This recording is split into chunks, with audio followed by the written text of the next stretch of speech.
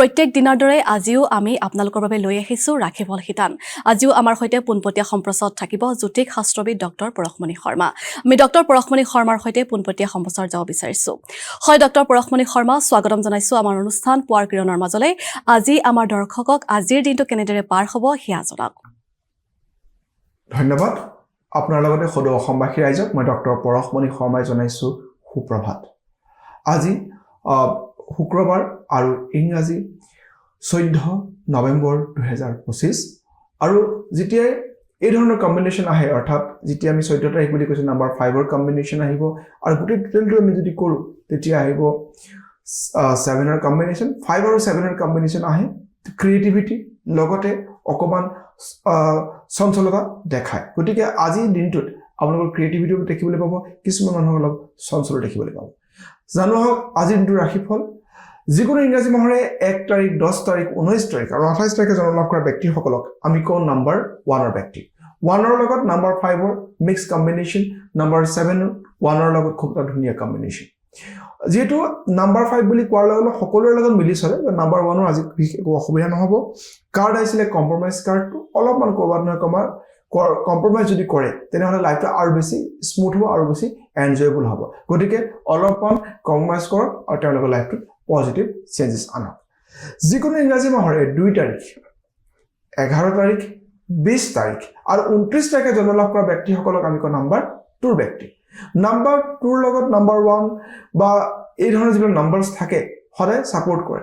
ঠিক সেইদৰে আজি আছিলে নাম্বাৰ 5ৰ কম্বিনেশ্যন, 2ৰ লগত নাম্বাৰ 5 অকণমান মিক্স কম্বিনেশ্যন আহিব, কিন্তু দিনটোৰ শেষলৈ যিহেতু নাম্বাৰ 7ৰ ভাইব্ৰেশ্যন থাকিব, 2ৰ লগত 7ৰ এটা ক্ৰিয়েটিভ কম্বিনেশ্যনটো ভাল হ'ব। কিন্তু আজি বিশেষকৈ নাম্বাৰ 2 ব্যক্তিসকলে যিকোনো মেজৰ ডিচিশ্যন নল'লে তেওঁলোকৰ কাৰণে ভাল। যিকোনো ইংৰাজী মাহৰে 3 তাৰিখ, 12 তাৰিখ, 21 তাৰিখ আৰু 30 তাৰিখে জন্ম লাভ কৰা ব্যক্তিসকলৰ কাৰণে কাৰ্ড আহিছিলে পলিটিক্স কাৰ্ডটো, আৰু পলিটিক্স কাৰ্ড আহিলে চেহেৰাৰ পিছত চেহেৰা লুকাই থকা ব্যক্তিকে পোৱা যায়। নাম্বাৰ 3 লগত নাম্বাৰ 5 আৰু নাম্বাৰ 7 এটা মিক্স এটা কম্বিনেশ্যনত আহিব। গতিকে নাম্বাৰ 3 ব্যক্তিসকলেও আজি যিকোনো মেজৰ ডিচিশ্যন লোৱাৰ পৰা বিৰত থাকিলে তেওঁলোকৰ কাৰণে ভাল। আজি তেওঁলোকৰ কাৰণে ট্ৰেভেল হ'ব পাৰে, লগতে তেওঁলোকে বিশেষকৈ তেওঁলোকৰ ৱাইফ, তেওঁলোকৰ ৰিলেশ্যনশ্বিপত থকা ব্যক্তি বা মাক দেউতাকৰ পৰা তেওঁলোকক বেছি সহায় পাব। যিকোনো ইংৰাজী মাহৰে 4 তাৰিখ, 13 তাৰিখ, 22 তাৰিখ আৰু 31 তাৰিখে জন্ম লাভ কৰা ব্যক্তিসকলক আমি কওঁ নাম্বাৰ 4ৰ ব্যক্তি। নাম্বাৰ 4ৰ লগত নাম্বাৰ 5 মিক্স কম্বিনেশ্যন হয়, কিন্তু নাম্বাৰ 4ৰ লগত নাম্বাৰ 7 খুব এটা ধুনীয়া কম্বিনেশ্যন।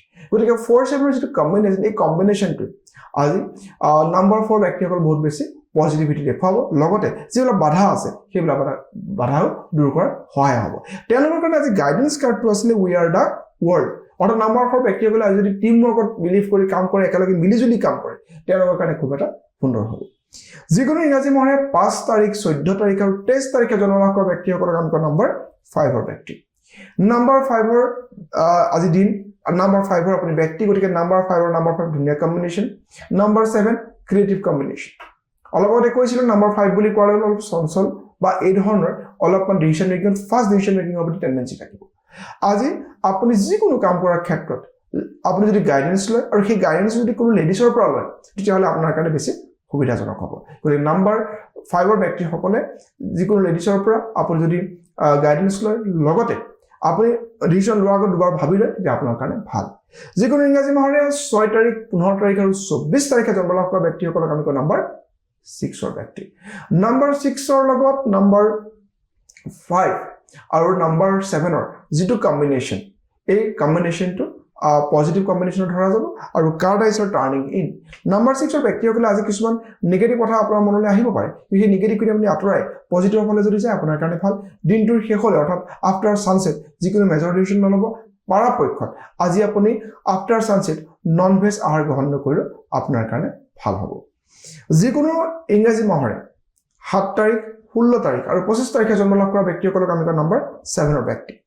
নাম্বাৰ 7ৰ লগত নাম্বাৰ 5 কৈছোৱে এটা মিক্স কম্বিনেশ্যনত আহিব। নাম্বাৰ 7ৰ লগত নাম্বাৰ 7 অভাৰ ক্ৰিয়েটিভ বা অভাৰ ইম'চনেলো আপোনাৰ দেখায়।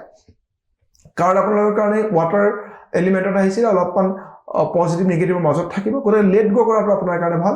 লেট গ'য়ে কাৰ্ড আহিছিলে, গতিকে লেট গ' আপুনি যিমানে কৰিব আপোনাৰ লাইফতো সিমানেই পজিটিভিটি আহিব।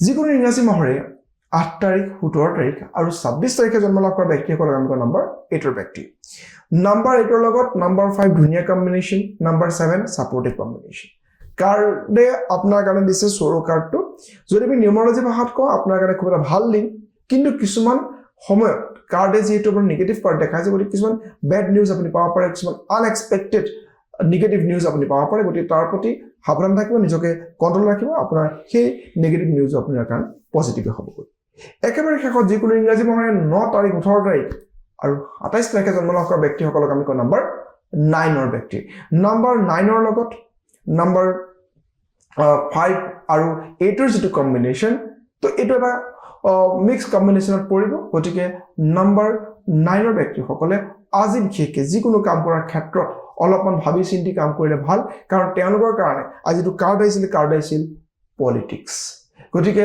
চেহেৰাৰ পিছত চেহেৰা লুকাই থকা ব্যক্তিয়ে নম্বৰ 9ৰ ব্যক্তিসকলক আজি কিছুমান প্ৰব্লেম কৰিব বিশেষকৈ দিনটোৰ শেষলৈ আপুনি কাৰো লগতে যিকোনো মেজৰ ডিচিশ্যনত ভাগ নল'ব ফাইনেন্সিয়েল ডিলিংছত অলপ সাৱধান থকাটো নম্বৰ 9ৰ কাৰণে খুবেই দৰকাৰ চাওক এই যে আমি নাম্বাৰছবিলাকৰ ওপৰত আমি বেছ কৰি আপোনাক কওঁ যে আপুনি কি কৰিব কি নকৰিব ইয়াত কাৰ্ডৰ কিছুমান মানে গুৰুত্ব থাকে কাৰ্ড বুলি ক'লে আমি 13 কাৰ্ড ইউজ কৰোঁ এই 13 কাৰ্ড বিভিন্ন মানুহে বিভিন্ন ধৰণৰ কাৰ্ড ডেক ইউজ কৰে আমি কৰি আছো অ'ছ'জেল 13 কাৰ্ড আৰু এই কাৰ্ডে আপোনাৰ ডিচিশ্যন মেকিঙত বহুত বেছি সহায় কৰে ই আপোনাৰ ফিউচাৰ টেলিঙৰ টুল নহয় আৰু ৰাশিফলটো এনেকুৱা এটা বস্তু যি আপোনাৰ আজিৰ দিনটোত কি কৰিলে ভাল কি নকৰিলে বেয়া এইখিনি কোৱাই ৰাশিফলৰ কাম হয় আৰু এই ৰাশিফলৰ লগতে আপোনাৰ ৰাশি কি চলি আছে শনিৰ চাৰচাতি শনিৰ ঢাইয়া নে আপোনাৰ দশা অন্তৰ্দশা কি চলি আছে আপোনাৰ গোচৰত অৰ্থাৎ ট্ৰানজিটত কি গ্ৰহ ক'ত বহি আছে তাৰো বহুত বেছি ইম্পেক্ট পৰে লগতে